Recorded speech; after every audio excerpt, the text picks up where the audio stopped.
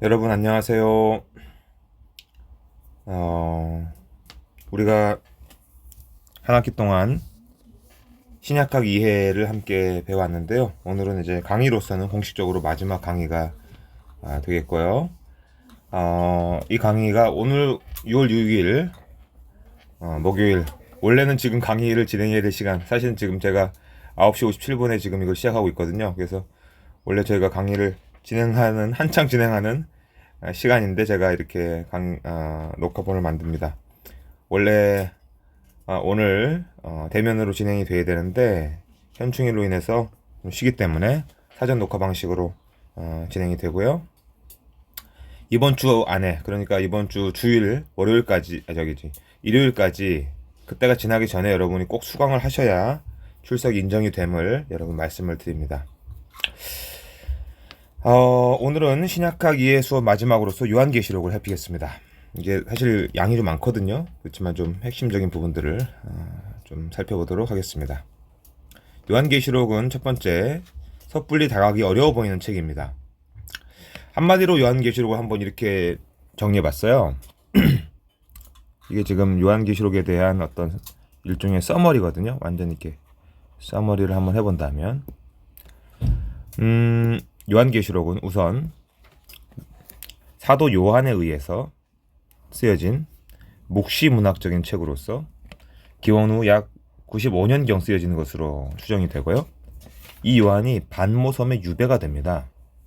그때 당시에 고통을 받던 소아시아 지역, 오늘날의 터키 지역 서부에 있는 소아시아 서부 7교회를 중심한 교회들을 위해서 이 편지를 쓴 것으로 보이고, 이 글을 쓴 것으로 보이고, 그렇게 글을 쓰면서 우리가 지금은 비록 고난을 받으나 하나님께서 다시 오실 그리스도를 통해 악을 섬멸하시고 마침내 승리할 것을 확신하도록 하는 어떤 목적으로 이 책이 쓰였던 것으로 보입니다. 이렇게 해서 끝날까요? 네, 그렇게 해서 끝내도 될 만큼 사실은 한 문장이지만 여러 가지 내용이 담겨 있죠. 앞으로 좀 나올 내용들입니다만 여기서 여러분이 하나의 어떤 작은, 뭐라고 해야 될까요? 맵 같은 느낌의 글로 보시면 되겠는데, 사도 요한에 의해서 쓰여진 묵시문학, 시기적으로는 95년경, 또 장소적으로는 소아시아 반모섬에서 기록되었을 가능성. 여러분 지금 뭔가 밖에서 하면서 지금 사이렌이 울리고 있네요. 네, 그래서 여러분 지금 좀 소리가 들리실 텐데 좀 양해를 부탁드립니다. 저러다가 지금 없어지겠죠. 네. 그리고 오늘 현충일이어서 뭔가 있나 보네요. 뭔가 좀 뭐 훈련을 하는지 아니면 갑작스러운 어떤 상황 발생인지 잘 모르겠지만 여러분 좀 신경 쓰이시겠지만 좀 양해를 부탁드립니다. 그리고 대상은 소아시아 서부에 있었던 터키 지역의 서부에 있는 7교회, 그리고 그 목적은 고난의 상황에서 마침내 승리할 것을 확신할 것이다, 확신하도록 하는 어떤 목적으로 쓰였던 이 책으로 보입니다. 이 책은 종말에 대한 어떤 전망을 주는 책으로서 사람들에게 많은 관심을 받았지만, 사람들 종말에 대해서 관심이 많잖아요. 어떻게 이 마지막에 대한 관심이 많잖아요. 종말이라는 건 마지막이거든요. 이 세계의 마지막에는 과연 어떤 일이 벌어질 것이고 어떻게 해야 하나님 앞에 구원받고 살아갈 수 있는가에 대해서 사람들은 굉장히 관심이 많죠. 그래서 엄청나게 관심 받았는데, 사실 이 요한계시록의 해석은 만만치가 않습니다. 수많은 견해들이 있었고요. 그래서 사람들이, 우리 캠벨하고 패링턴이 뭐라고 하냐면, 이거 너무 악명 높은 책이다, 너무나도 많은 수많은 견해들이 난무하고, 게다가 이상한 관심을 가진 사람들, 별로 좋지 않은 어떤 목적을 가지고 접근해서 그것을 가지고 유익을 누리고자 했던 사람들이 많기 때문에 이런 표현을 써요. 광신적인 종교 지도자들의 행복한 사냥터다. 사냥을 하러 나와가지고 막 총을 쏘면서 뭔가 막 자기는 즐기고 있는 것 같은데 그러나 그 결과적으로는 굉장히 많은 생명이 죽고 고통을 당하는 어떤 그런 책이 되었다라고 하는 거죠. 그 책이 그 자체가 한 역할이라기보다는 사람들에 의해서 그렇게 해석되는 과정 가운데 그런 좀 비극적인 일들도 있었다라는 것입니다. 또 그럴 것이 요한계시록 안에는 해석하기가 매우 난해한 어떤 이미지, 어떤 상징 이런 게 많고요. 상당히 기괴해 보이는 여러 가지 내용들이 있어서 도대체 이것을 해석하겠다고 너무 쉽게 뛰어들면 그죠? 이거 못하겠다. 나가 떨어지는 일이 참 많은 그런 책이라고도 할 수 있겠습니다. 혹은 너무나도 이상하게 가거나요. 그래서 두 가지 극단이 나타날 수 있는데 첫 번째는 뭐냐면 아예 해석 혹은 설교에서 배제가 되는 경우입니다. 우리 교회에서 요한계시록으로 어떤 설교가 되는 것을 물론 어떤 분들은 합니다만 사실은 이제 요한계시록 2장 뭐 거기에 나타난 글쎄요 뭐 일곱 교회 초대교회 일곱 교회에 대한 어떤 기본적인 내용을 사실 설교한 경우는 있어도 그 외에 설교를 참 우리가 경험하기가 좀 쉽진 않은 면이 있습니다. 그래서 아예 해석이나 설교에서 배제가 되거나 두 번째는 정반대로 오직 그 계시록의 풍부한 상징과 이미지에 아주 매료돼가지고요 광적으로 집착하게 되거나 하는 일이 발생을 합니다. 극단이 있다고 느껴지고요. 그래서 참 이게 쉽지 않은 책인 것은 분명해요. 그리고 섣불리 들어섰다가 안 좋은 일들이 발생할 수 있는 위험 요소도 많다라고 하는 생각도 드는데 여러분 장 칼뱅 아시잖아요. 우리 종교 개혁자이신 그런 그 정말 위대한 선생님이거든요. 성경을 정말 잘 가르쳐 주셨던 선생님이고 뭐 기독교 강요를 비롯해서 사실 그분이 성경 전체에 대한 주석을 남겨요. 하나하나 주석서를 남기는데 유일하게 이 요한계시록만 남기질 않아요. 참 독특한 면인데요. 요한계시록 주석을 안 쓴 건지 아니면 못 쓴 건지에 대해서는 우리 다 알지 못하지만 그 정도로 이 책이 난해한 책이다. 그 정도로 우리가 충분히 이 현상을 놓고도 알 수 있는 부분입니다. 자, 요한계시록의 장르인데요. 묵시문학이라고 하는 장르에 들어갑니다. 그렇게들 학자들은 많이 간주합니다. 요한계시록을. 요한계시록의 장르 생각할 때 여러 유대교 문헌의 하나의 장르로서 우리는 묵시문학을 생각해 보게 됩니다. 이 묵시문학이 뭐냐? 이것은 이 세상과는 좀 다른 세계의 존재에 의해서 일종의 중재가 되는 가운데 뭐가 환상이 전해지는 것, 그 세팅 안에서 그 세계의 내용이 전해지는 어떤 그런 상황을 담은 문학 장르입니다. 여기서는 이 묵시문학에서는 이미지, 상징, 그리고 극적인 내용들을 통해서 이 메시지가 전달이 되는데요. 어떤 점에서는 지금의 그 뭐 여러 장르 중에서 판타지 소설과도 좀 통하는 그런 측면이 있을 수도 있겠습니다. 이 장르에 익숙하지 않은 상태로 오늘 본문에 들어갔다가는 도대체 이게 무슨 소린가? 이 저자가 무슨 말을 하는지 도무지 이해를 하지 못한 채 넉다운이 될 수도 있는 그런 장르다라고 생각이 듭니다. 캠벨과 팽링턴은 이러한 묵시문학의 이미지와 상징이 단순히 문자적으로는 이해해서는 안 된다. 단순히. 그리고 그 의미는 반드시 해석되어야 한다. 라고 하는 것을 밝히면서 다음의 내용을 덧붙이는데 제가 인용해 보았습니다. 묵시문학의 주된 목적은 이 세상에서 보고 경험할 수 있는 것, 배후에 있는 실제를 보여주는 것이다. 굉장히 중요한 말인데요.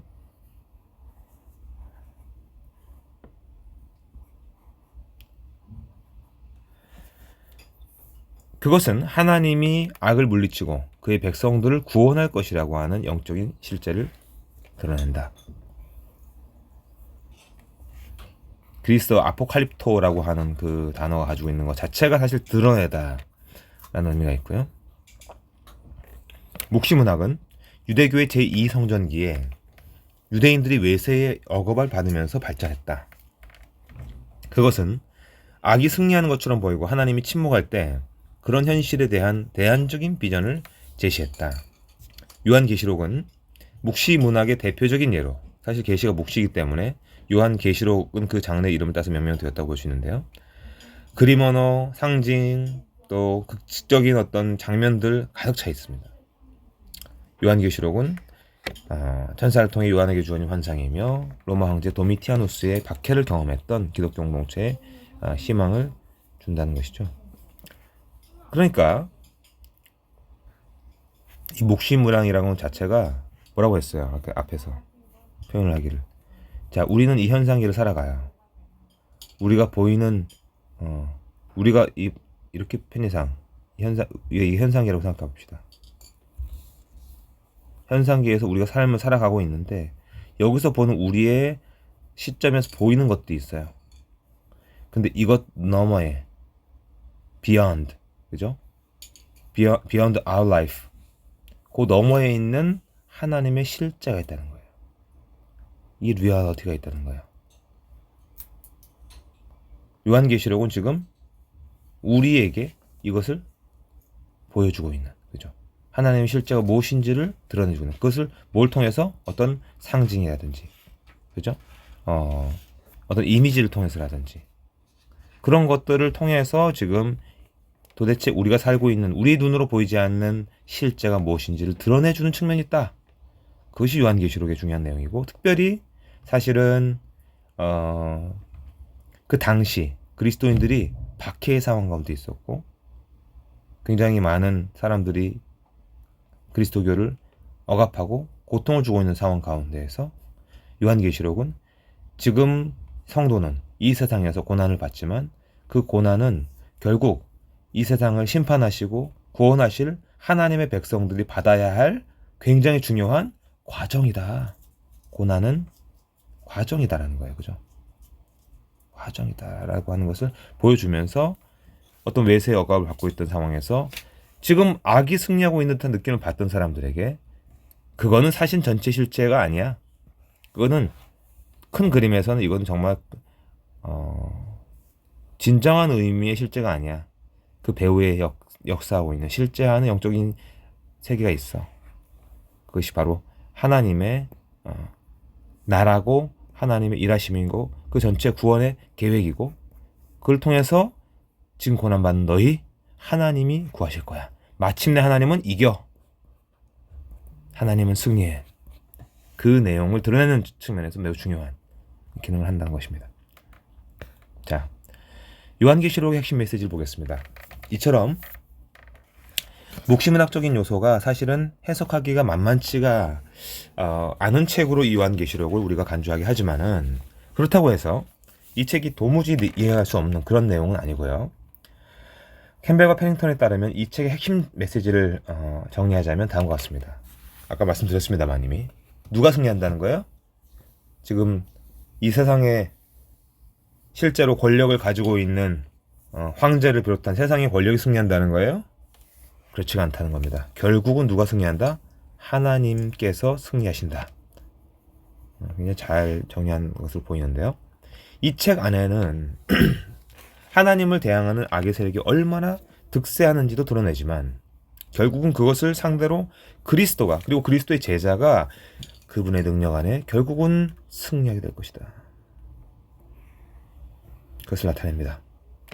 캠벨과 패닝턴은 이러한 점을 하나님이 그의 창조 세계의 회복을 가져온다는 사실에 대한 증언이라고 표현하면서 그 회복된 창조 세계에서는 악이 왜곡하고 망가뜨리고 파괴하는 일은 더 이상 허용하지 않으실 것이다 라고 관찰합니다. 참 놀라운 관찰입니다. 여러분, 하나님은 마침내 뭘 이루시냐면 회복하신다는 거예요. 회복하는 역사를 이루시는데 그 회복의 대상이 다만 인간이 아닌 인간을 포함한 하나님의 창조세계 전체의 회복이다 라는 것입니다. 굉장히 중요한 핵심입니다. 제가 지난번에도 몇 번에 걸쳐서 여러분과 함께 나눴던 내용인데요. 그렇죠? 창조세계 전체의 회복을 말하고 있고 그 정확한 비전을 요한계시록이 우리에게 주고 있다라고 정리해 주는 것입니다. 캠벨과 패닝턴이 말이에요. 인간의 욕망과 악의 세력이 이 창조세계 자체, 그 생명의 세계를 망가뜨리고 신음하게 왔는데 하나님의 회복이 마침내 일어나서 그 나라가, 그 질서가 극에 달한 상황 속에서 하나님은 더 이상 이러한 파괴적 행위를 가만두지 않으시고 허용하지 않으실 것이다. 그렇죠? 이 창조세계 전체에 대한 하나님의 회복의 비전을 말하고 있는 굉장히 중요한 책으로 이 요한계시록을 드러내고 있는 것입니다. 모든 것의 중심에 그리스도께서 계십니다. 이 이야기의 가장 중심에 계신 그분은 겸손하게 죽임을 당한 어린 양이자 승리하는 사자인 예수 그리스도이십니다. 그 예수님은 피를 흘리시며 죽임을 당하셨는데 이 일로 그분은 죽음의 세력, 악한 존재, 악한 세력의 일체를 정복하시면서 그들 모두의 운명을 결정짓는 가장 키를 가진 키맨으로 중요한 분으로 나타납니다. 요한계시록은 비록 이 세상의 질서가 힘 있는 자들에 의해서 왔다 갔다 하는 것처럼 보이지만 진정한 통치, 진정한 결정권은 누구에게 있다? 하나님께 달려있다 라고 하는 것을 전함으로써 핍박의 상황 속에서 고통하던 그 신자들을 격려하고 어떤 점에서는 응원하기 위해서 쓰여졌다고도 말할 수 있겠습니다. 악은 영원히 득세하지 못한다. 마침내 하나님은 그분의 백성을 친히 나타나시고 구하실 것이다. 그리고 창조 세계 전체의 회복을 마침내 이루실 것이다 라고 하는 마치 약속과 같은 선언이 그 안에 이루어집니다. 이 책의 메시지는 박해와 고난을 당하던 당시 초대교회 성도들에게는 얼마나 큰 소망이 되었겠습니까? 요한계시록이 다루고 있는 이 시대, 즉 성취의 시대에 대한 다양한 입장들을 한번 보겠습니다. 우리가 요한계시록을 해석할 때 가장 중요한 이슈 중 하나는 언제 여기서 나오는 이야기들이 이루어졌는가라고 하는 의구심입니다. 크게 보면 네 가지 입장이 있습니다. 다시 말씀드리지만 요한계시록에 나오는 여러 내용들이 있는데 그것이 과연 when입니다. when. 그죠? 언제? 그죠? 언제 이 모든 것들이 이루어졌고 혹은 이루어질 것인가 라고 하는 질문입니다. 첫 번째 입장은 이상주의 관점으로서 요한계시록은 하나님의 속성과 목적에 대한 영원한 그냥 영적 원리들을 다룬다. 그러니까 하나님이 어떤 분이신지 그 목적은 뭔지 그런 영적인 원리들을 그저 드러낼 뿐이지 사실은 이게 뭐 언제 이루어진다라고 하는 내용을 구체적으로 다루는 건 아니라는 얘기예요. 이상주의 관점은. 그 다음 미래주의적 관점. 이것이 이제 굉장히 미래적으로 이루어질 일들에 대해서 이거 막 보여준다고 보는 거죠. 요한계시록은 어떤 임박한 종말과 더불어서 천년 왕국 시대의 도래를 말하고 있다라고 하는 그런 관점입니다. 종말입니다. 세 번째는 교회 역사주의적인 관점인데요.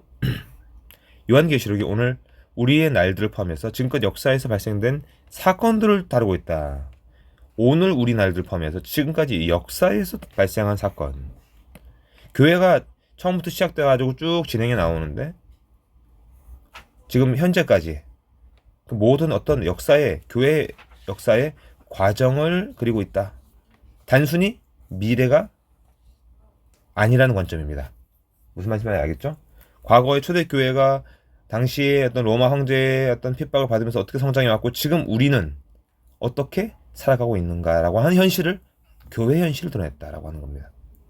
그게 세 번째 교회 역사주의 관점이고요. 과거주의는 뭐냐면 요한계시록이 그 당시의 역사 속에서 일어난 것을 묵시문학적으로 드러냈을 뿐이지 미래에 대한 언급은 그냥 거의 없다라고 하는 입장. 이건 이제 오늘날 우리의 입장까지도 포함해서 그 당시의 관점에서 미래에 대한 언급은 없는 것이다라고 하는 철저히 과거. 그러니까 요한계시록이 95년경에 많이 쓰여졌다고 한다면 한 30년경부터 시작해가지고 95년까지의 예수 그리스도의 십자가의 죽음과 부활 이후에 교회가 이렇게 태동한 이후에 왔단 말이죠. 바로 그 사이에 한 65년경? 굳이 수치하자면 그 정도 기간 동안에 일어난 일들을 말할 뿐이지 그 이상도 이하도 아니다 라고 하는 입장입니다. 과거, 철저히 그 당시 기준으로 과거에 대한 내용을 다룬다라고 하는 바로 이러한 네 가지 종류의 소위 시기와 관련된 입장이 있는데요.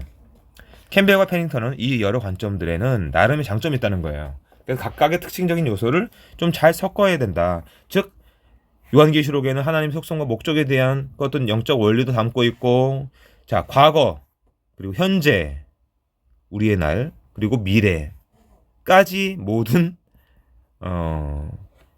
교회가 처음으로 태동한 이후에 오늘날을 지나서 그리고 마지막 때까지 나아갈 이 모든 관점 그 안에 중심이 되시는 하나님 어떤 분이신가 그 영적 원리 이걸 다 총체적으로 담고 있더라라고 하는 입장입니다.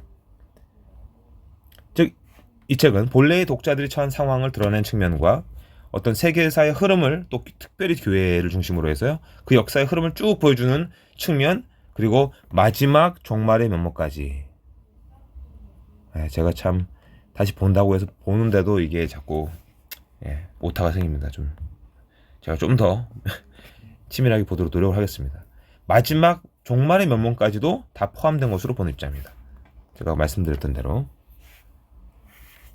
그렇죠? 자, 이제 요한계시록의 구조를 한번 가보겠습니다.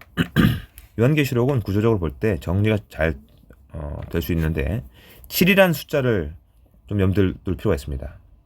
캠벨과 패닝턴이 제시하는 7을 중심한 구조는 다음과 같이 정리되는데요. 첫 번째 1장 1절에서 20절은 서문. 자, 2장부터 이제 이 7이라고 하는 7교회에 보내는 편지로서 7의 이미지를 자, 2장 1절에서 3장 22절까지 보고 있다고 보고요. 그 다음에 4장 1에서 5장 14절까지는 요한이 본 천상의 환상. 그 다음 6장 1절에서 8장 5절은 7또 7. 또 8장 6절에서 11장 19절은 7 나팔. 12장 1절에서 14장 20절까지는 7 표적. 또 7이죠. 15장 1절에서 16장 21절까지는 7 대접. 대접은 큰 그 접시입니다. 대접, 내가 대접한다 누군가를, 그런 의미가 아니라. 자, 17장 1에서 22장 5절은 바벨론의 멸망. 여기서는 사실 여러 가지 주제를 좀 담는데요. 바벨론이 멸망하고 하나님은 승리하고 어린 양의 혼인잔치, 최후전쟁, 심판, 또 새하늘과 새 땅, 여러 주제가 여기서 이게 등장하고 나서 마지막 에필로그 22장 6절에서 21절이라고 이제 보는 하나의 이 구조를 제시한 거예요. 뭘 중심으로? 숫자 7을 중심으로. 그렇죠. 무려 하나, 둘, 셋, 넷, 다섯 개가 7이라고 하는 숫자와 관련이 되기 때문에 이 전체적인 어떤 흐름 속에서 이해하는 경우죠. 물론 여러분이 8번 단락을 너무 많은 주제를 가지고 이렇게 담고 있기 때문에 정리가 조금 아쉬운 부분이 있지만은 7이라고 하는 숫자를 중심으로 꽤 의미심장한 구조 분석을 시도했다고 생각합니다. 자, 요한계시록과 구약성경 주제를 한번 보면요. 이미 앞서서 살핀 수많은 신약의 책들이 구약과 다 관련이 깊이 있죠, 당연히. 그죠? 특히 마태복음, 히브리서 장난 아니죠. 네. 그렇지만 캠벨과 패닝턴은 요한계시록이 이렇게 말해요. 신약의 어떤 책보다 구약 성경의 암시를 많이 가지고 있다. 암시. 어떤 일종의 어떤 얼루전이죠. 그죠? 그러니까 겉으로 완전히 드러난 구약과 관련된 표현은 여러분 이렇게 말할 수 있겠어요. 그냥 인용, 직접 인용. 그 다음은 어떤 패러프레이즈. 그러니까 직접 인용이라는 것은 성경을 그대로 가져온 거. 패러프레이즈는 성경을 자기 말로 바꾼 거, 바꿔서 언급. 세 번째가 사실은 이 암시 측면이겠죠. 뭔가 암시되고 있는. 그러니까 겉으로 볼 때 딱 언급이 안 되는데 읽다 보면 이거 구약의 어떤 배경을 가지고 있는 것 같아라고 딱 느껴지는 부분 있죠. 그런 식이 이제 암시일 수 있는데 요한계시록은 이러한 구약 암시적 측면에서는 신약의 어떤 책보다도 구약 성경 암시를 많이 갖고 있다라고 하는 게 이제 캠벨과 패닝턴의 언급이고요. 네. 정말 거의 모든 구절이 이 구약적 암시 반향을 가지고 있다라고도 느껴지는 부분이 있습니다. 이 구약적 암시를 이루는 본문은 모세오경, 사사기, 사무엘하, 상하, 또 열왕기 상하, 시편, 잠언, 아가서와 예언서, 너무 많은 예언서, 대예언서, 또 소예언서를 포괄하고 있지만 이 전체 암시의 절반은 시편, 또 이사야, 에스겔, 다니엘서에 나오는 것으로 정리가 됩니다. 이 중에서도 이사야가 가장 많은 비중을 차지하고 있다라고 말할 수 있겠습니다. 이들 외에도 기본적으로 요한계시록은 창조와 타락의 기사, 즉 창세기 1장에서 3장의 내용을 그 근간을 하고 있는데, 이는 계시록이 창조 세계의 회복과 죄의 세력의 멸망 주제를 매우 깊이 다루고 있기 때문으로 보이고요. 이 외에도 출애굽기의 재앙들, 이것도 되게 중요한 상징으로 여기 나오는데, 전체적으로는 이사야 본문이 굉장히 중요한 역할을 하고요. 특히 새하늘과 새 땅 주제를 다룬 데 있어서 굉장히 중요한 역할을 하고요. 뭐 최후 전쟁, 어떤 심판, 새 예루살렘 주제와 관련해서는 에스겔서 그 중에서도 특별히 37에 38장의 내용이 굉장히 직결되는 측면이 있고요. 4명의 말을 탄 사람이라고 한 주제는 이 스가랴서에서 나온 것이 거의 확실해 보이고, 박해 가운데에서도 믿음을 지키는 신실한 하나님 백성에 대한 주제, 박해 중에서도 믿음을 지키는 그 주제는 다니엘서를 통해서 매우 인상적으로 발견된 주제고요. 이렇게 구약의 주제를 예임없이 한번 생각해보세요. 이렇게 많이 나오는데 구약을 제대로 이해하지 못한 상태로 계시록을 이해한다? 그것은 거의 불가능해 보인다. 그죠? 그렇기 때문에 구약 연구에 기초한 요한계시록의 아주 올바른 해석 접근이 굉장히 중요하다는 겁니다. 여러분, 이거 진짜 중요합니다.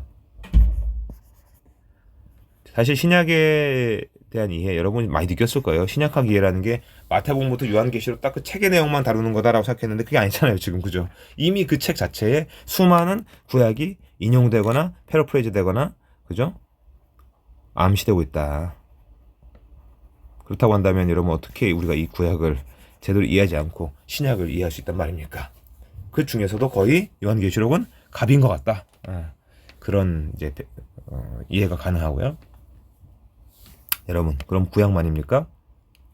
그렇지 않죠. 그리스도 예수의 말씀, 또 행적, 그분의 사역, 그죠? 죽음과 부활에 대한 신학적인 해석이 가득한 그 내용이 너무 많죠. 계시록 안에. 그러니까 이 계시록의 이전 신약 본문 중에서 이전 본문들, 즉 마태복음부터 유다서까지의 내용도 계시록의 중요한 근간이 되어야 한다라고 하는 내용입니다.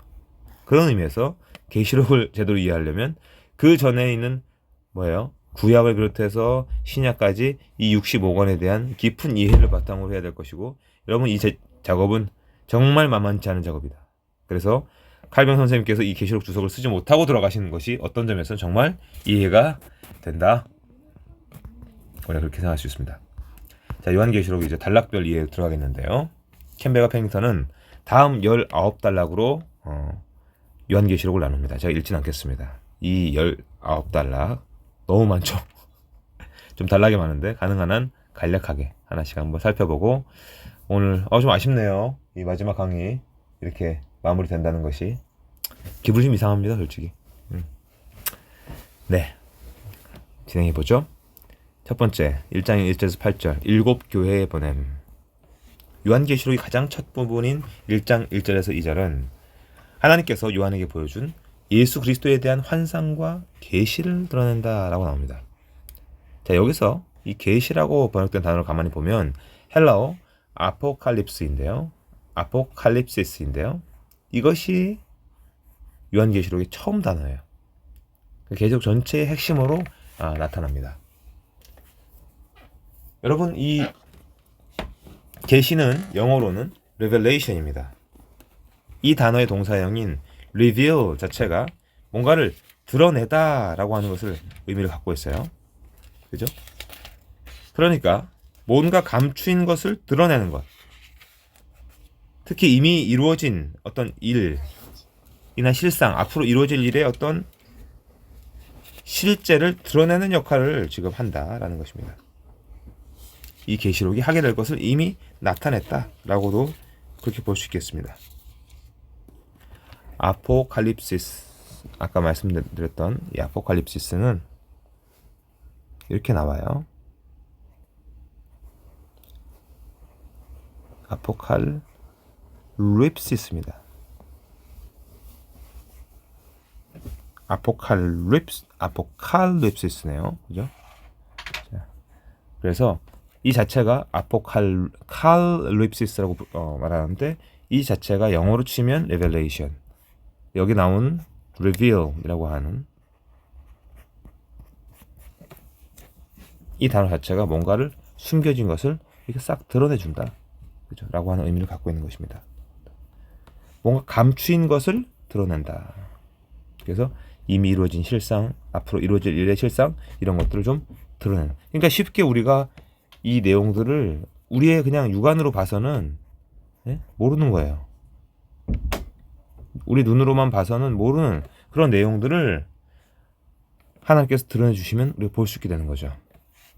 요한은 자기가 받아서 기록한 이 계시가 예언이라고 표현을 하는데요. 예언은 단순히 미래의 일을 나타내는 것보다는 이미 일어났거나 앞으로 올 일의 가운데 하나님이 무엇을 이루어 가시는지에 대한 관점, 그것을 드러내 보여주는 것, 그것이라고 이해할 수 있습니다. 예언. 그러니까 예언, 다시 말씀드리지만 예언이라는 것을 사실 구약이든 신약이든 마찬가지인데요. 잠깐만요. 이게 왜? 그렇죠? 예언이라는 게 잘 이상하게 써지네요. 앞으로 올 미래에 대한 얘기만 말하는 게 아니고 사실 과거에 대한 얘기를 할 수도 있어요. 예언이. 그 과거든 현재든 미래든 이 전체 속에서 이루어 가시는 하나님의 어떤 계획, 뜻, 어떤 구상, 일들 이런 것들을 일체적인 것들을 다 보여주는 게 사실 예언입니다. 그래서 오늘날 치자면 사실 예언은 그런 얘기들 많이 합니다. 학자들이 뭐 일종의 복음 선포일 수도 있지만 설교와 긴밀한 연결이 되는 혹은 가르침과 연결되는 오늘날로 치자면요. 네. 하나님의 말씀을 이렇게 풀어서 설명해 주는 그 안에서 도대체 하나님은 무엇을 원하시고 기뻐하시고 이루어 가시고자 하는 것인지 이미 과거부터 시작해서 현재 그리고 미래에 걸쳐서 어떤 일을 하나님은 이루어 가시는지에 대해서 드러내는 게 설교이고 뭐 성경적 가르침 아니겠어요? 그래서 이 예언을 여러분 그런 방식으로 또 이해하는 접근이 좀 필요합니다. 요한은 이 계시와 예언의 메시지가 듣는 이에게 복이 될 것이다라고 말합니다. 이 계시와 예언의 내용이 전해진 대상은 오늘로 치면 아까 말씀드렸던 터키 서부에 위치한 7교회였는데 그 이름이 1장 11절에 보면 언급이 됩니다. 이 계시록에 전하는 요한의 인사말은 요한 자신에게서가 아니라 성부, 성자, 성령이 전하는 것으로 나타나요. 이 삼위적 존재는 지금도 있고 이전에도 있었고 앞으로도 오실 분으로 7영으로 또 죽은 자 가운데 먼저 난 이로 묘사가 됩니다. 여기서 하나님은 이전에 지금도 나중에도 존재하는 영원한 분으로 그려주고요. 성령은 7영으로 묘사가 되는데 아까 말씀드렸던 이 7이라고 하는 숫자 자체가 그죠? 7은 완전수예요. 사실 7, 7, 럭키 7이라고도 말하잖아요. 완전을 상징합니다. 그래서 성령이 완전하신 영으로 드러나고요. 그리고 나서 그리스도를 향한 송영이 나오는데 송영이라고 하는 것은 이제 일종의 찬양이죠. 찬양. 여기서 그리스도는 우리를 죄로부터 자유케 하려고 피를 흘리시며 우리를 영원한 제사장 나라로 삼으신 분으로 나타납니다. 죄로부터의 자유를 주시는 분. 사실은 이 주제는 여러분 정말 중요한 주제고 우리가 누가복음 말하면서 정말 많이 이야기했던 것이죠. 이사야 61장 2장 2절 상반부에서 우리가 이미 봤던 내용입니다. 이것을 예수님께서 말씀하셨고 포로된 자에게 자유를 그죠? 억눌린 자에게 해방을 그게 핵심이란 말이에요. 그것을 예수님이 친히 이루신다. 그것이 강조됐죠. 죄로부터의 자유가 자유 중에서도 가장 중요한 근본적인 내용이고요. 그리고 우리를 영원한 제사장 나라로 삼으신다. 사실 이것은 이제 베드로서의 굉장히 또 중요한 내용이기도 한데요. 제사장 자체가 하나님에게서 하나님의 복과 그 모든 충만한 것을 받아가지고 그죠? 사람들에게 나눠주는 사람이 아니에요. 다른 사람들에게. 그렇죠?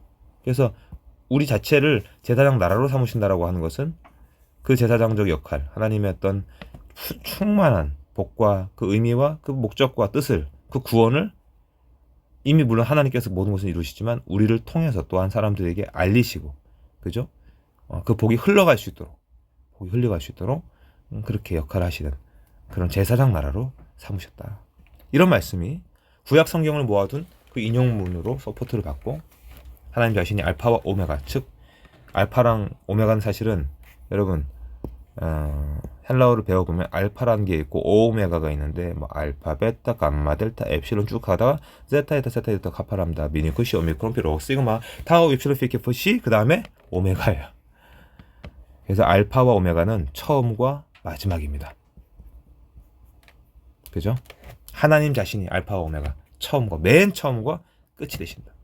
이게 굉장히 중요한 내용이에요. 여러분 그렇지 않나요? 우리의 모든 시작 오직 하나님께 달려있고 우리의 모든 마지막도 하나님께 달려있습니다. 이 하나님을 여러분 그 중요한 하나님을 우리가 성경을 통해서 잘 깨닫고 그 하나님 뜻이 뭔지를 갖다가 성령의 도우심 안에서 잘 분별하고 정말 이 교회 공동체가 하나님 나라의 정말 실현으로서 정말 부족하지만 끊임없이 자라가고 성장해가며 마침내 오실 하나님의 영원한 나라에까지 우리가 자라가되 그 과정에서는 수많은 고난과 고통이 있지만 우리가 희망을 잃지 말아야 될 것은 하나님께서는 반드시 이 고난받고 고통받는 예수 그리스도께서 이 땅 가운데 한결같이 사셨던 그 고난의 길 십자가 길을 걸어가는 하나님 백성을 마침내 예수 그리스도와 같이 부활시키실 것이다. 회복시키실 것이다. 하나님은 반드시 승리하실 것이다. 그리고 모든 과정에서 고통받았던 그 수많은 하나님의 존재들, 하나님의 생명, 그 생명의 세계를 우리 인간 포함해서요. 하나님의 모든 창조의 세계를 마침내 회복시키실 것이다. 새 하늘과 새 땅으로 만드실 것이다. 여러분 엄청난 놀라운 비전을 담고 있습니다.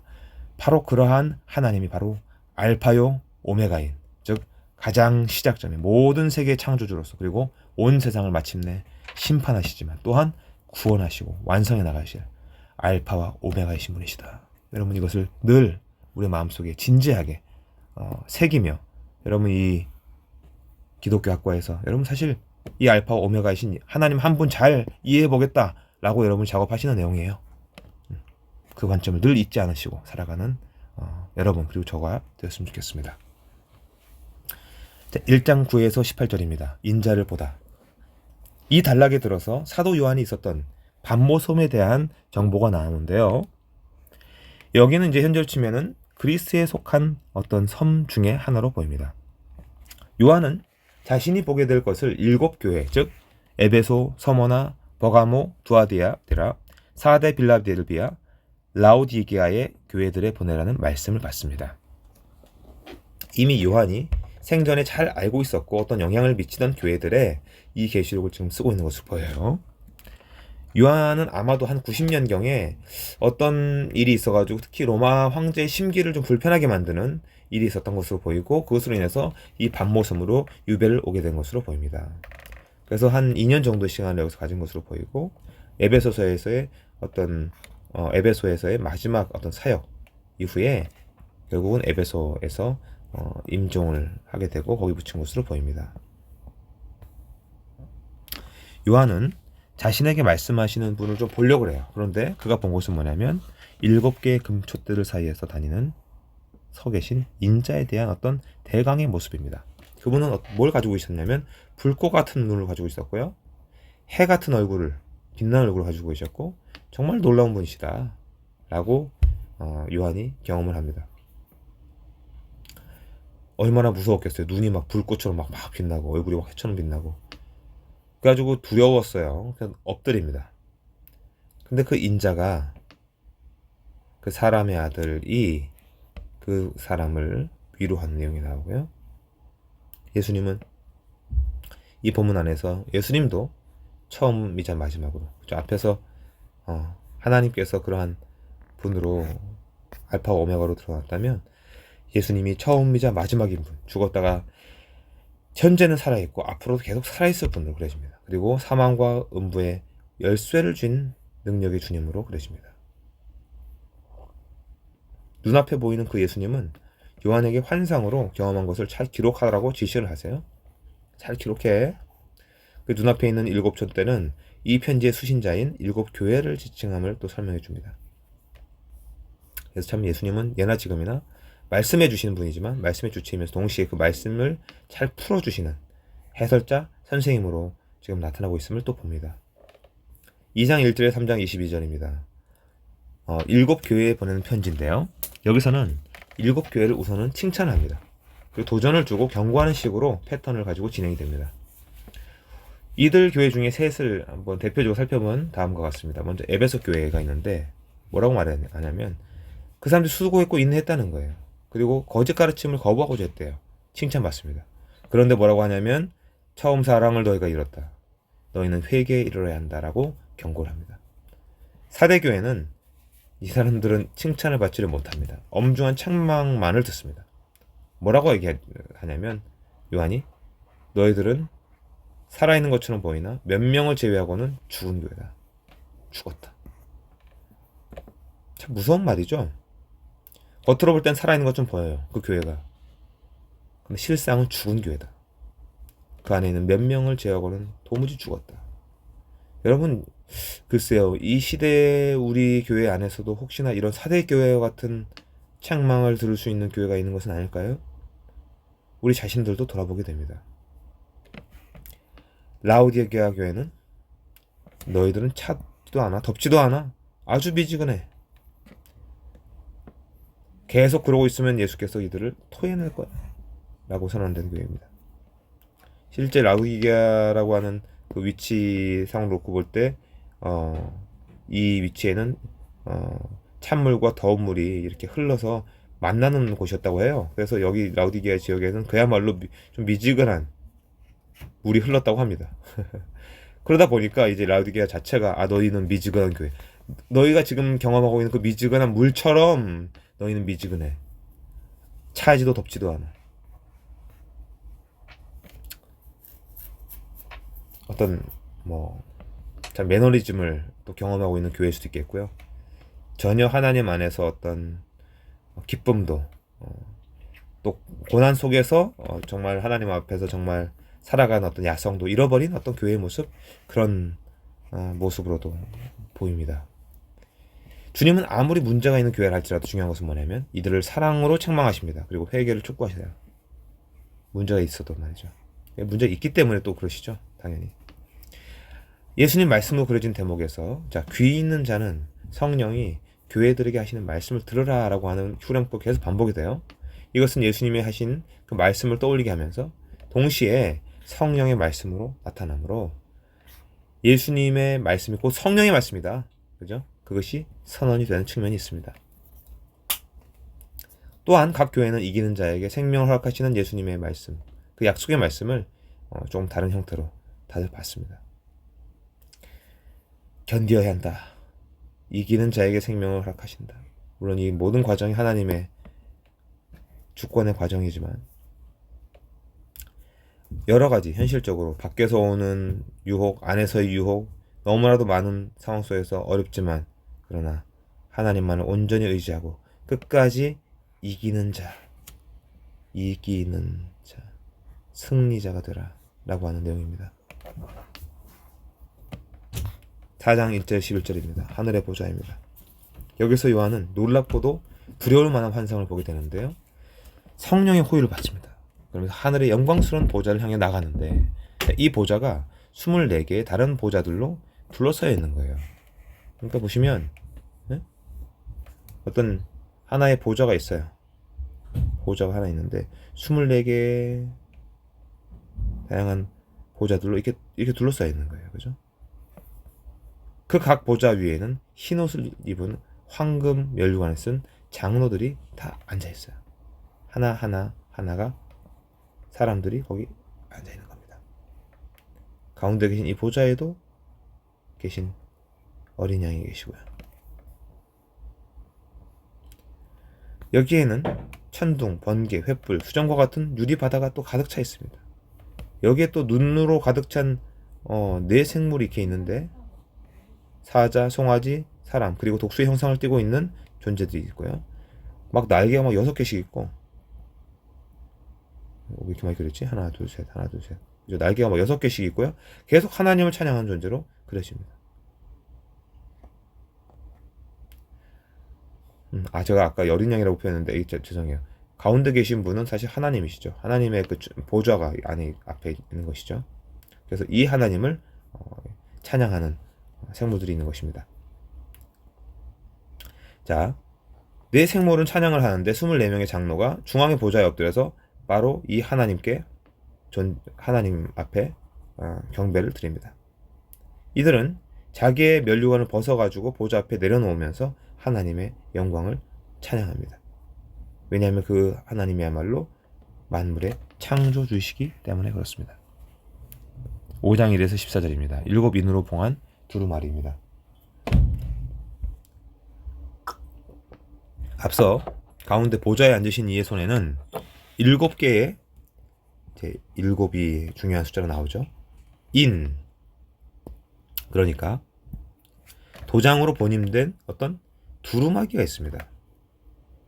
두루마리가 이렇게 있는데 이게 인봉이 됐습니다.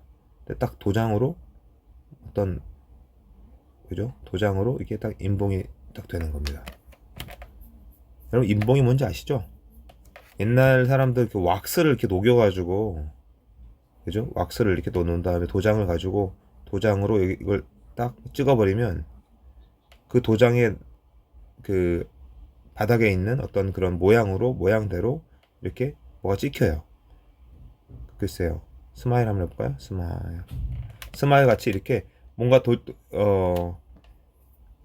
도장에 찍혀진 형상대로 그 왁스가 딱 찍히면서 그리고 그걸 말리죠. 그러면 어떻게 돼요? 원래는 이렇게 나눌 수 있었던 어떤 페이지가 있다고 생각하면 그 부분이 도장에 딱 찍히면서 이게 꽉 닫혀 있는 겁니다. close 되는 거예요. close. 그죠? close 돼서 이것을 갖다가 이렇게 부수지 않으면, 인봉을 부수지 않으면 그게 떼지지 않는, 그게 바로 인입니다. 요한은 이 두루마리를 펼 자격이 있는 자가 하나도 없어가지고 눈물을 흘리고 있는데요. 장로 하나가 유대 지파에서 난 사자, 곧 다윗의 뿌리가 이 두루마리를 펼 수 있는 자격을 지닌 사람이다 라고 말해줍니다. 이후 요한은 죽임을 당한 어린 양을 보게 되는데 이 존재가 뭐로 등장하냐면 유다의 사자라고 등장합니다. 유다의 사자, 어린 양이고 사자입니다. 이게 참, 여러분 어떻게 느껴지세요? 이 자체가 되게 좀 역설적 표현이잖아요. 그쵸? 어린 양은 가장 약하고 낮은 존재, 사자는 동물 중에서 가장 힘세고 위대한 존재. 그래서 이제 나니안드기에서 이게 사자 아슬란으로, 그죠? 아이코, 잠깐만요. 제가 뭔가 잘못 누른 것 같아요. 아하. 지금 잠깐 멈췄다가 다시 됐습니다. 미안합니다. 지금 뭔가를 누르면 이렇게 그 연습장이 나오는군요. 몰랐어요. 오, 연습장 이제야 제가 줄 알았네요. 항상 제 아내가 그렇게 연습장에다가 뭘 쓰라고 얘기를 했는데 제가 이제야 그걸 알게 됐네요. 네. 자, 보세요. 어린 양은 가장 연약한 존재. 근데 동시에 그 어린 양이면서 가장 위대한 사자로 예수님이 그려집니다. 사자 아슬란. 아까 말씀드리다 말았는데 나니안덱에서 그렇게 그려지죠. 이 어린 양은, 근데 이 어린 양이 그냥 어린 양인 줄 알았는데 7개의 뿔과 눈을 가진 존재로 나와요. 와, 이 양이 무시무시합니다. 그렇지 않아요? 양이, 글쎄요, 양을 여러분 어떻게 그리시나요? 뭔가 이렇게 양이 있다고 생각해 보세요. 이상하게 그렸는데, 아이씨, 양이 아니잖아. 근데 7개의 뿔이 있어. 막 뿔이 또 작은 뿔 같지가 않아. 또 눈도 7개가 있어. 오우, 생각만 해도, 그죠? 굉장히 무섭죠. 근데 보좌에 앉은 이로부터 두루마리를 받아가지고 가져가요. 두루마리를. 네? 그 네 생물과 장로들은 그 앞에서 엎드려서 그분의 영광을 노래합니다. 참, 이 경배에 어린 양의 그 존귀함을 노래하는 수많은 천사의 소리도 더해지고요. 하늘과 땅의 모든 피조물이 이 보좌에 앉으신 이와 어린 양께, 자, 보좌에 앉으신 하나님, 그리고 그 옆에 계신 어린 양께, 제가 좀 너무 이상하게 그렸는데, 여러분 이 어린 양의 존재를, 7뿔과 눈을 가진 어린 양의 존재를 한번 여러분이 그림을 그려보시면 어떨까요? 그죠? 그분께, 자, 이 수많은 장로들과 네 생물과 수많은 천사들의 소리가 더해지면서 찬양을 하는데, 뭐라고 찬양하냐면, 보좌에 계신 이와 어린 양께 찬송과 존귀와 영광과 능력을 세세토록 돌릴지어다. 여러분, 보좌에 계신 그 하나님과 어린 양 예수께 찬송과 존귀와 영광과 능력을 영원히 돌릴지어다. 네. 참 놀라운 장면입니다, 여러분. 그렇죠? 어찌 보면 저는 그런 것을 봐요. 이미 하나님께서 예수님을 통해서 놀라운 구원을 이루셨거든요. 그런 놀라운 구원을 이루신 하나님께서는 이제 보좌에 앉아서 이 온 세상을 창조하시고 난 이후에 다스리시는데 그 옆에 예수 그리스도께서도 함께 계신 거예요. 이제 죽으시고 부활하신 이후에 지금 함께 공동의 그 협정을 하고 계시고 24개로 지금 말해주고 있는 24은 사실은 12 플러스 10이잖아요. 12는 구약의 12지파를 상징한다면 이 이후 12는 신약의 제자 공동체 12제자를 상징하는 것으로, 그래서 이 하나님의 백성의 완전한 수죠. 하나님의 백성은 옆에서 앉아서 함께 다스리는 것입니다. 주변에 이 생물들도 있고 천사들도 있고요. 그 수많은 존재들이 함께 뭘 하는 거냐면 결국은 이 보좌에 앉으신 이와 어린 양을 향한 찬양을 드린다라는 것입니다. 그것이 우리의 삶의 목적이고요, 의미고요. 사실 우리는 영원히 하나님과 예수 그리스도를 향한 그런 높임과 존귀히 여기심을 우리가 구하고 그분을 찬양하고 또 예배하고 그러면서 함께 영원히 살아가는 것, 그것이 사실은 우리가 하나님 앞에서 부름받은 굉장히 중요한 목적이요, 우리가 영원한 어떤 하나님 백성으로서의 삶인 것이죠. 여러분, 이 요한계시록 5장에서 나타난 이 장면 굉장히 환상적인 장면인데, 그러한 놀라운 어떤 우리 눈에 보이지 않는 현실, 그 분명히 존재하는 현실을 우리가 또 바라보면서 살아가는 그 복이 있었으면 좋겠습니다. 6장 1절 17절은 인을 떼는 모습입니다. 이 일들 후에 어린 양이 7인을 떼기 시작합니다. 처음에 4개의 인은 떼고 나면 말을 탄 기수가 나타난대요. 각기 흰색, 붉은색, 검은색, 청황색으로 구별된 색을 띤 기술입니다. 흰색은 정복자, 붉은색은 땅의 평화를 없애는 자, 검은색은 심판을 가져오는 자, 청황색은 죽음을 가져오는 자로 본문에서 나타납니다. 그리고 나서 5번째 인을 떼는데 이때 요한은 제단 아래 순교한 자들의 영혼을 봅니다. 순교자들의 영혼. 그들은 자기들을 죽인 자들을 심판해달라고 외칩니다. 그런데 이 순교자의 수가 찰 때까지 그들은 기다려야 됩니다. 자, 6번째 인을 떼자 큰 지진이 일어납니다. 태양이 검어집니다. 달이 피처럼 변하고요, 별이 떨어집니다. 하늘이 갈라져요. 산과 막 섬이 막 움직이면서 재빛이 됩니다. 그런 일이 벌어져요. 자, 7째 인은 아직 떼어지지 않은 채 이 분위기가 이어집니다. 이렇게 첫 번째에서 6번째까지 인이 떼어지고 나서 모든 계층의 사람들은 정말 황당하기도 하고 황망한 채 정말 어떤 이 어마어마한 지금 대참사가 이루어지고 있는 거거든요. 그걸 피하기 위해서 동굴로 숨게 됩니다. 그 일이 너무 끔찍해서 사람들은 차라리 죽기를 원하고 있습니다. 본문에서 보면 7장 11에서 17절입니다. 큰 무리에 대한 내용입니다. 요한은 4천사를 보는데 그들은 땅의 4모퉁이에서 바람을 맞고 서 있습니다. 또 다른 천사가 아직 남은 인을 가지고 나타나 하나님의 종들의 이마에 인을 칠 때까지 땅과 바다를 해치지 말 것을 말합니다. 여기에서 이마에 인침을 받은 자의 수는 14만 4천 명으로 나오는 것인데요. 이것은 상징적인 숫자로서 이스라엘 12지파에서 각각 12,000명씩 나온 자들을 모두 합친 내용입니다. 12,000 곱하기 12 하면 14만 4천이 됩니다. 여기서 이 10이라고 하는 숫자는 이 자체가 완전을 의미합니다. 아까 7이라는 숫자도 완전, 그리고 이 12 역시도 완전을 의미하는 상징하는 숫자입니다. 12에 12를 곱함으로써 제가 아까 말씀드렸죠. 12 구약의 12지파 그리고 신약의 12제자를 상징하는 수로 보이는 이것을 곱함으로써 뭐가 나와요? 144가 나오죠. 이 내용은 인침을 받게 되어서 구원될 사람들의 그 완전함이 10인데 12 완전한 12에 또 완전한 12를 곱함으로써 완전에 완전을 더하는, 그죠? 충만에 충만을 더하는 어떤 그런 내용이 나옵니다. 여기 나오는 큰 무리는 이스라엘 12지파에만 한정되는 게 아니라 모든 종족으로서 나온 사람들을 포함한 것을 보입니다. 앞서 말한 대로 이 14만 4천, 이 144에다가 12에다가 12를 곱한 144에다가 또 다른 완전을 의미하는 천이 곱해진 거예요. 14만 4천이. 완전한 어떤 수를 의미합니다. 이 수 자체가 문자적인 수 자체가 아니라 상징적인 수이기 때문에 실제로 이렇게 흰 예복을 입고 종려나무 가지를 가지고 주님 앞에 와 있는 사람들이 도무지 셀 수 없이 많은 것으로 사실 본문에서 7장 9절에 드러납니다. 주위에서 천사들, 장로들, 네 생물이 보좌 앞에 엎드려서 다시금 경배를 드릴 때 이 무리는 구원을 주시는 분은 오직 누구다? 하나님과 어린 양밖에 없다. 그것을 외칩니다. 그죠?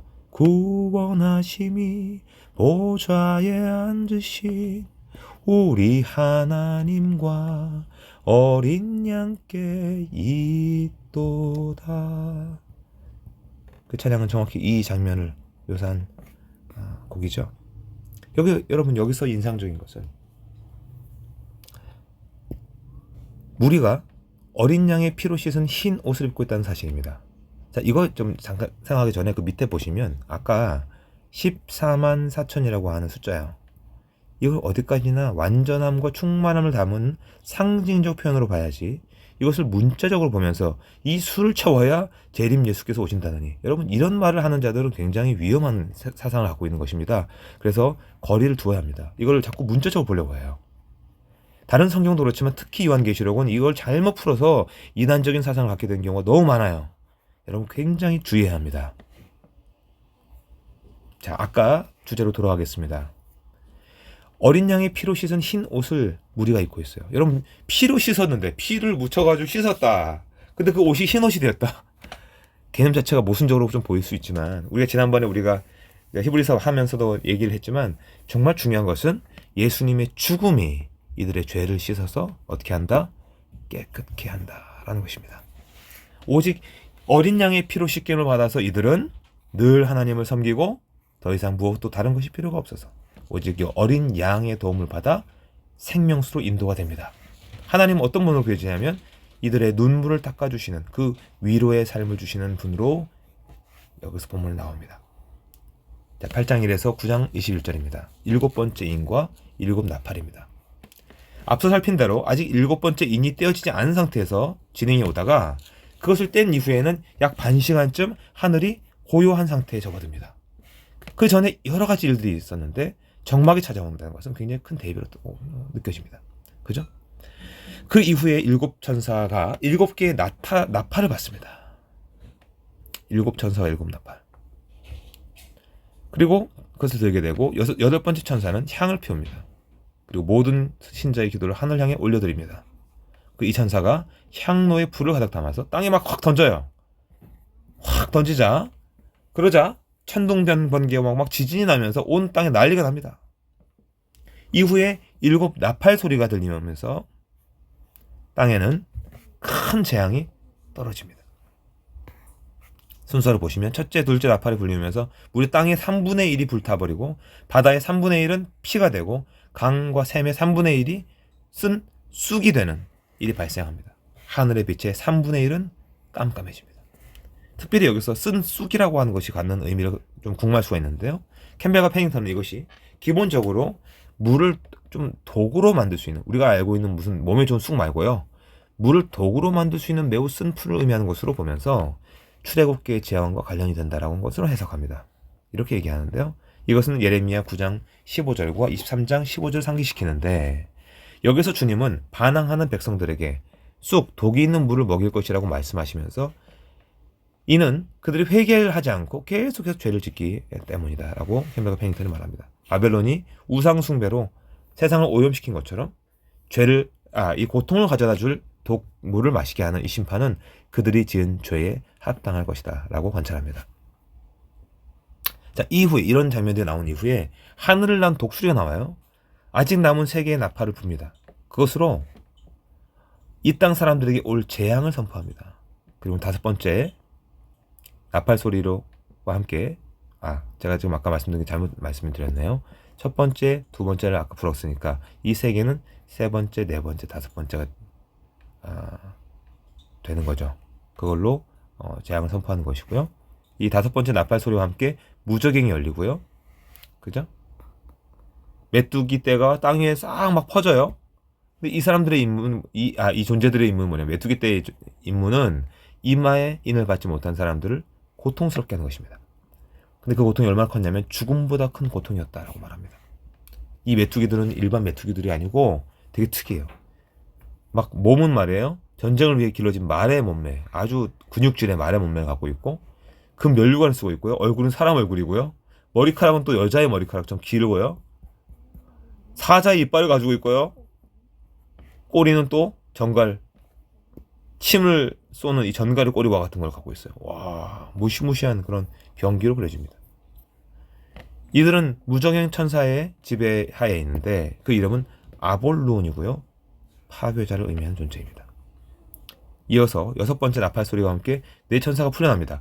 인류의 3분의 1을 죽입니다. 거대한 군대가 모여서 사람들 학살하는데 전쟁을 위한 말들이 나와요. 불, 연기, 유황을 뿜어대면서 인류의 3분의 1을 죽여버리는 일이 발생하는 것입니다. 그런데 이런 심판적 사건 이후에도 인류의 남은 3분의 2가 있어요.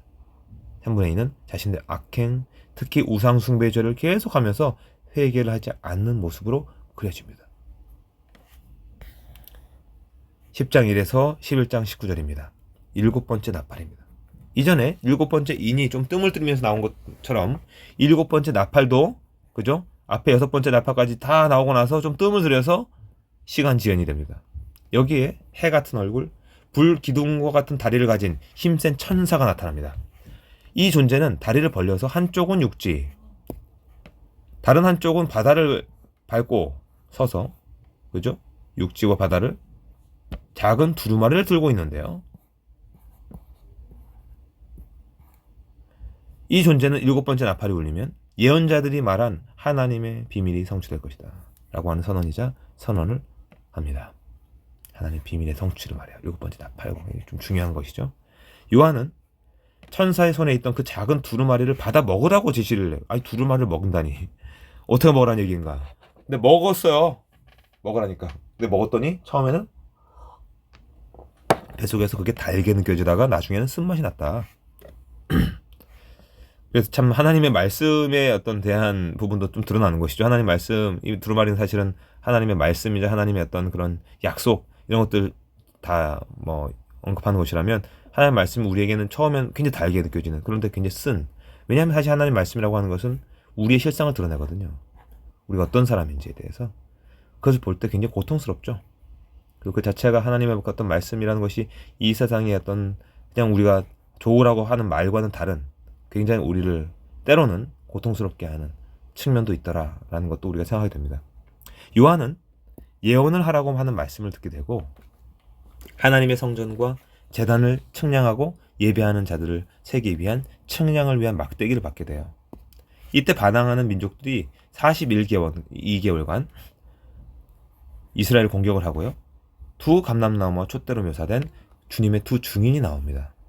이들은 모세와 엘리야가 행한 능력을 보여주는 가운데 그들의 예언 기간 동안에 보호받을 것이다 라고 하는 것이 예언이 됩니다. 여기서 이 두 증인은 모세하고 엘리야하고 좀 비슷한 면모들이 있어요. 근데 이것이 신앙 공동체 전체를 상징할 가능성이 있다고 캠벨과 페링턴은 지적합니다. 이들 두 증인의 증언이 맞춰질 때 두 예언자는 소돔과 이집트라고 불리우는 큰 성이 무지개에서 올라오는 짐승에 의해서 죽음을 맞이하게 될 것이다. 그리고 백성들은 그들의 죽음을 조롱할 것이다 라고 나옵니다. 그러나 이 두 예언자는 사흘 반이 지나서 다시 살아나서 승천하고 많은 수가 지진을 해서 또 그 과정에 죽게 되는 일이 발생합니다. 그리고 이제 7번째 나팔이 울리게 되고 그리스도를 향한 찬양의 소리가 들리고요. 24명의 장로는 이 세계 파괴자들이 그 멸망이 다가옴에 따라서 하나님께 대한 경배를 함께 올립니다. 신전이, 하늘 신전이 열리고요. 성전 속의 언약궤 모습도 보이는 내용이 나옵니다. 이제 12장 1절에서 18절에 가보면 우주적인 모습의 임신한 여자가 나와요. 그 이후에 한 여인이 등장을 하는데 이 사람은 태양을 옷으로 입고 있고 12개의 별이 박힌 면류관을 쓰고 있었어요. 근데 임신을 하고 있어요. 해산을 준비를 하고 있습니다. 이어서 7머리에 7왕관을 쓴 아주 무서운 붉은 용이 나와요. 이 용이 자기 꼬리를 가지고 별 3분의 1을 하늘의 별 3분의 1을 확 쓸어버립니다. 그리고는 여자의 아기를 잡아먹으려고 준비를 해요. 이후에 여자는 아들을 낳습니다. 이 아들은 여자가 광야로 도망을 간 이후에 동안 하나님께 들어 올림을 받습니다. 이 용의 군대와 천사단 미가엘의 군대 사이에 전쟁이 납니다. 이후 용과 그 부하들이 땅으로 쫓겨나요. 하늘에서는 음성이 나는데 이렇게 사탄을 이긴 하나님의 승리에 대해서, 그죠? 그리고 그리스도의 피로 인해서 사탄을 이기게 된 신자들의 승리를 축하하는 소리가 터져 나옵니다. 땅에 쫓겨나게 된 이 용은 여자를 핍박을 하지만 여자는 도망갈 수 있는 길이 제공되고 좌절한 용이 여자의 남은 자손인 그리스도를 믿는 신자들을 뒤쫓아가는 모습이 연출이 되고 있습니다. 자, 구체적인 해설은 생략을 합니다. 자, 13장 1에서 18절입니다. 용의 짐승들입니다. 이제 바다에서 나온 짐승이 등장하는데 10개의 뿔이 있고요. 각기 왕관이 쓰여져 있고 7개의 머리에는 신성 모독적인 이름이 새겨져 있습니다. 용으로 앞서 그려진 사탄이 이 동물에게 권세를 줘요. 그러자 세상이 그를 숭배합니다.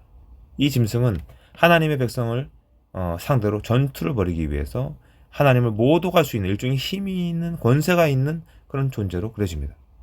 진정한 하나님의 백성을 제외한 모든 자가 경배합니다. 실제로. 근데 진정한 하나님의 백성을 하지 않은 거예요. 그죠? 이후에 땅에서 두 번째 짐승이 올라오는데 이 생긴 것이 양 같고 용처럼 말을 하는 존재입니다. 이 짐승은 사람들에게 첫째 짐승을 숭배하라고 강요합니다. 그리고 이적을 베풉니다. 사람들을 현혹시킵니다. 이 존재는 첫째 짐승을 숭배한 자들에게 자기 공동체에 참여할 것을 나타내는 표를 주는데요. 그 표는 짐승의 표요 666으로 그려집니다. 14장 1절에서 20절입니다. 이마에 666이라고 한 숫자가 있는 자들과 달리 아버지의 이름이 이마에 적혀있는 14만 4천 명의 사람들이 있습니다. 이게 지금 굉장한 대립구도에 있는 거예요. 그 사람들과 함께 어린 양이 시온산에 나타납니다. 여기서 그들은 새 노래를 부르고 있어요. 어린 양을 따르면서 속량을 받은 자들로 구원에 이르도록 부름을 받은 자들로 그려지고 있습니다. 여기에서 새 천사가 나오는데 새 천사가 나와서 다가올 심판 큰 성 바벨론의 멸망을 선언합니다. 짐승을 숭배한 자들에게도 경고를 외칩니다. 땅의 모든 이에게 복음을 선포합니다. 이후에 인자가 구름 위에 나타나게 되고 낫으로 땅의 열매를 수확을 합니다. 한 천사는 땅에 포도를 거두어서 진노의 포도주틀에 던지는 행위를 합니다. 7 대접입니다. 15장 1절에서 16장 21절입니다. 이어서 7 천사가 등장을 하는데 하나님의 진노의 7 재앙을 가지고 나옵니다. 계속 7이죠. 7. 여기에는 불과 유리의 바다가 있어요. 하나님 백성들은 거기에 서서 어린 양을 향한 찬양을 부릅니다. 여기에서 7 천사는 하나님의 진노의 7 접시를 받습니다. 그것을 땅에 쏟습니다. 이후 막 종기가 발생하고 바다 강 피가 되고 태양이 엄청난 더위를 발생시켜가지고 막 어둠, 가뭄, 대지진 온갖 종류의 일들이 발생합니다. 끔찍한 일들이죠. 이 과정에서 성들은 무너지고 큰 성 바벨론이 하나님의 진노의 잔을 마시게 됩니다. 섬도 산도 사라지고 하나님을 대적하는 자들에게는 우박이 떨어집니다. 17장 1절에서 18절입니다. 음녀들의 어미. 이 하나님의 진노의 7 대접이 쏟아지고 난 다음에 음행으로 세상을 뒤엎는 악명 높은 음녀가 심판을 받도록 됩니다. 그녀는 붉은 짐승 위에 앉아서 붉은 옷을 입고 더러운 것이 가득한 금잔을 들고 있는데 큰 바벨론, 음녀들의 어머니라고 하는 이름을 가지고 성자들이 피를 마셔요. 그러면서 피를 마시고 취하는 모습으로 그려집니다. 여기서 이 여자가 올라타는 짐승은 이전에 무적행에서 올라온 그 짐승이고 그 땅의 제왕들과 더불어서 멸망할 것이 선언됩니다. 이 왕들은 어린 양과의 전쟁을 벌이지만 패배하게 될 것으로 나타납니다. 하지만 그들은 그 이전에 하나님의 계획에 따라서 음녀에게 등을 돌리고 그녀를 죽일 것도 또한 예고가 됩니다. 18장 1에서 19장 10절입니다. 시간이 별로 없어가지고 이제 한 5분 남았습니다. 더 컴팩트하게 정리를 하겠습니다. 큰 천사가 바벨론의 멸망을 알린 뒤에 결국 멸망을 맞이하게 돼요. 하늘에서는 큰 무리가 나타나서 하나님의 심판이 이루어진 것을 찬양합니다. 이들은 신랑을 위해 세마포를 입은 신부와 그 신랑인 어린 양의 결혼을 축하합니다. 19장 11절에 21절입니다. 이제 충신과 진실로 불리우는 백마와 그것을 탄 사람이 나오는데 그 존재는 불꽃 같은 눈을 가지고 있고, 어디서 아까 많이 본 한 존재죠. 머리엔 여러 관을 쓰고 있고 피 묻은 옷에 입에서 칼이 나오는 무시무시한 존재로 그려집니다. 그는 철장으로 민족들을 다스리고 하나님의 진노를 만국에 집행할 자로 나타납니다. 그의 이름은 무엇이냐? 만왕의 왕이요 만주의 주로 기록되고 있습니다. 이후에 이 존재에 대해서 대적하는 자들, 짐승, 거짓 예언자, 유황 연못에 던져집니다. 막 불타는 뜨거운 유황 연못에 던져지고요. 이를 따르던 자들이 백마를 탄 자의 입에서 나오는 칼에 의해서 죽임을 당하는 아주 무시무시한, 막 칼이 막 쏟아지고 칼을 입에서 막 칼이 나와요. 여러분 한번 생각해 보세요. 무시무시하죠. 죽임을 당합니다. 20장 1에서 15절. 첫 번째 부활입니다. 천사는 사탄을 쇠사슬에 묶어서 천년간 무적행에 던져넣고 미혹하지 못하게 만듭니다. 그죠? 그리스도께 속한 자들은 부활합니다. 천년간 그들과 함께 그와 예수 그리스도와 함께 다스리게 될 것이 나타납니다. 첫째 부활에서 그리스도와 함께 살아난 자들은 둘째 사망에 도달하지 않고 그리스도의 제사장으로서 함께 다스릴 것이 선언이 됩니다.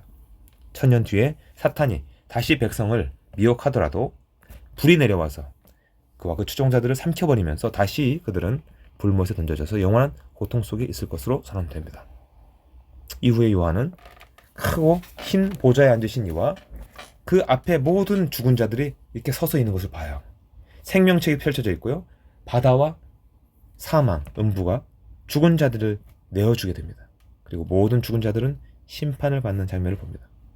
사망, 음부, 생명책이 기록되지 못한 모든 이들은 불못에 던져집니다. 21장 1절에서 27절입니다. 이제 첫째 하늘과 첫째 하늘은 사라지고 새 하늘과 새 땅이 나타납니다. 여기서 사라진다라는 표현이 나오긴 하지만 첫째와 첫째 하늘과 땅이라고 한 첫 하나님의 질서 자체가 아예 없어지고 새로운 것이 온다라고 하는 의미로 받아들이기 어렵습니다. 이것은 해석에 좀 여지가 있는 부분이긴 한데요.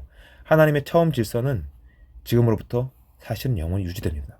그 안에서 하나님은 새로운 땅과 새 질서를 만드시는데 그것은 이전 질서의 온전한 회복으로 봐야 되는 것이지 전혀 관계가 없는 것으로 보기 어렵다라는 것이, 제가 사실은 이 요한계시록을 지금 연구도 하고 있거든요. 본문을 논문을 쓰고 있는데 거기서 제가 지금 말하고자 하는 중요한 내용이기도 한데요. 사라진다? 나타난다? 이런 것을 좀 이 표현 자체를 너무 문자적으로 보거나 그러지 않았으면 좋겠어요. 사실은 제가 말씀드렸잖아요. 요한계시록에 나타난 그 내용을 문자적으로 봐버리면 좀 굉장히 좀 쉽지 않은 부분들이 있습니다. 그래서 잘 주의해서 봐야 된다는 것. 새 예루살렘이 하늘에서 내려와서 음성이 나오는데 하나님의 좌소가 이제는 사람들과 함께 있다. 그의 눈에서 눈물을 닦아주고 죽음과 슬픔과 고통이 더 이상 있지 않게 되는, 보좌에 앉은 이가 모두를 새롭게 해서 생명수를 주시는데요. 악한 자들은 불못에서 둘째 사망을 경험하게 됩니다. 요한은 어린 양의 신부, 거룩한 예루살렘을 보는데요. 그 존재는 보석같이 빛나고 큰 성벽이 있고 12대문에는 이스라엘 12지파의 이름이 있고 12지출돌에는 12사도의 이름이 있습니다. 온갖 보석으로 된 이 예루살렘의 거대한 도시의 규모가 천사에 의해서 측정이 되는데요. 여기에는 예루살렘 성이 있는데 사실은 성전이 없어요. 왜 그럴까요, 여러분? 그 이유는 하나님과 어린 양이 그의 백성과 함께 그저 살기 때문입니다. 다시 말해 성전은 사실 하나님의 집인데요. 그 하나님의 영이 거하는 우리 한 사람 한 사람이 하나님의 성전입니다. 하나님의 영광이 모든 도시를 비추기에 여러분 여기에는 해도 달도 없습니다. 그 빛 가운데 민족들이 다니면서 영광은 가져가지만 부정한 어떤 것도 들어가지 못하는 그런 성으로 그려집니다. 새 예루살렘의 삶입니다. 이제 마무리할게요. 마지막 단락입니다. 그 도시 가운데 생명의 강이 흐르고요. 양쪽엔 생명나무가 있어서 생명과 회복을 담당합니다. 거기에 하나님과 어린 양의 보좌가 있고요. 하나님의 종들은 그분을 예배합니다. 그들은 하나님의 안에서 그 임재를 즐거워합니다.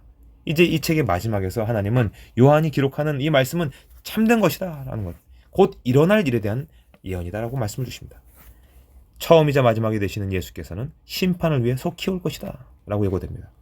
씻음을 받아서 깨끗하게 된 자는 생명나무에 나아갈 수 있지만 악인은 아예 성으로 진입을 못한다.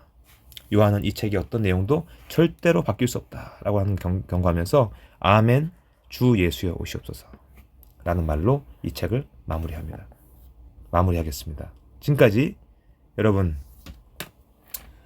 우리 이 과목 신약학 이해를 통해서 신약에 속한 약 15권의 책을 우리가 살펴봤어요. 그 외의 책들도 어느 정도 우리가 연결돼서 다뤄보았습니다.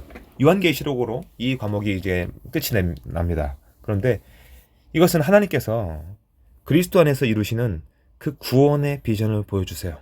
그게 얼마나 우주적이고 큰 일인지. 여러분 이것에 대해서 캠벨과 페닝턴의 다음의 말이 인상적인데요.